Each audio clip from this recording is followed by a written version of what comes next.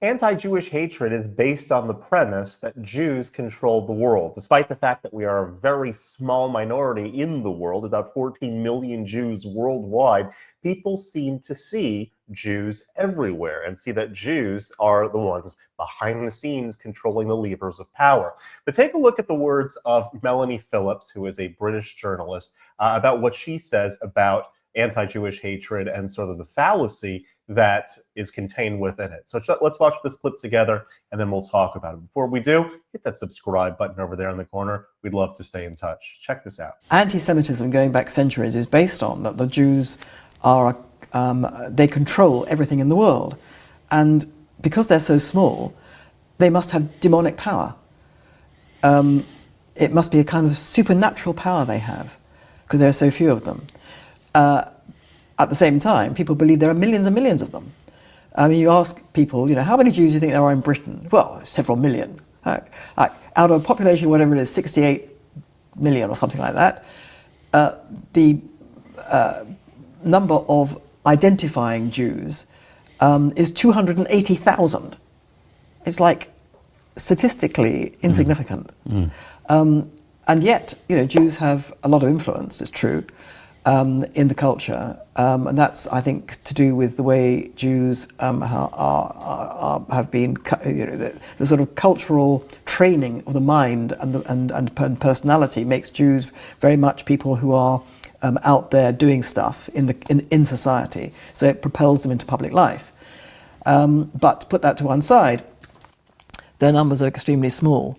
And yet they are invested with this, as I say, supernatural type power. And it's a very fixed belief that they control everything. And all kinds of people, I mean, I shouldn't be shocked or surprised by anti-Semitism, but I always am, because it comes out from people who are, you assume that people are intelligent. Well, they are intelligent, and therefore you assume that they would not come out with what they come out with, which is this barking mad, deranged, paranoid belief that the Jews control everything. And you hear, you see people sort of nodding along, and they must be completely mad because the Jews are the most persecuted people. If the Jews were the most powerful people on earth, then they made a pretty poor fist of it. The old joke, two men sitting on a park bench, each reading, one guy is reading a newspaper, and he is chuckling to himself, reading the newspaper, and the other guy, two Jews, and the other Jew says, "What are you reading? Why are you laughing? You're reading such terrible things. You're reading about, anti-Semitism. You're reading about the attacks on Jews across the world, and you're laughing?" And the Jew who's reading the paper says, "I'm reading that we control the world." It's laughable to think that Jewish people exercise control in the way that is suggested. It's absolutely risible. It bears no relationship to truth at all.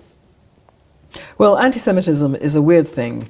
We can all find... maybe perhaps supernatural in some ways. Yeah, it's almost beyond our understanding. Well, exactly. I mean, we could all find, all kinds of very plausible and entirely, I think, justifiable explanations for why it happens in a particular way at a particular time for particular sorts of people.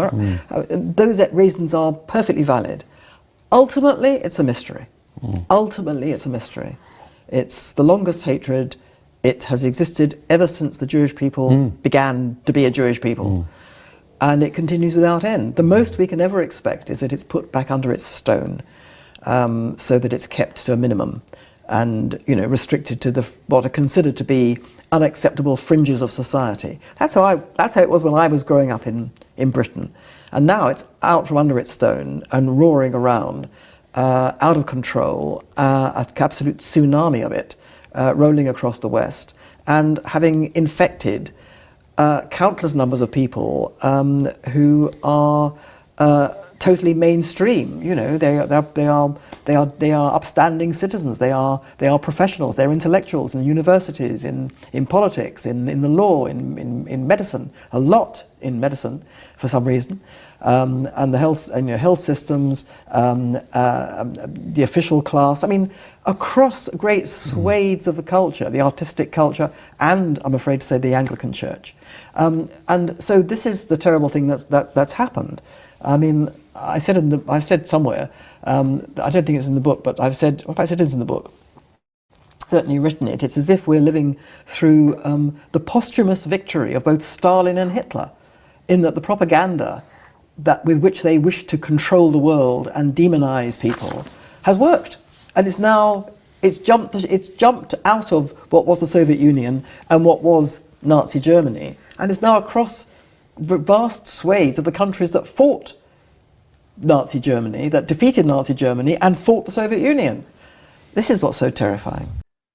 What do you think about that? The very ideologies that we combated in the West, the Hitler and the Stalin ideologies, have infiltrated mainstream thought in the West, whether it's in the academics, whether it's in the media, and across the board. This is something that has unfortunately become more and more mainstream nowadays. However, we as individuals all have the ability to push past it and get through it. If you like this content overall, hit that subscribe button over there in the corner. We'd love to stay in touch. Take care.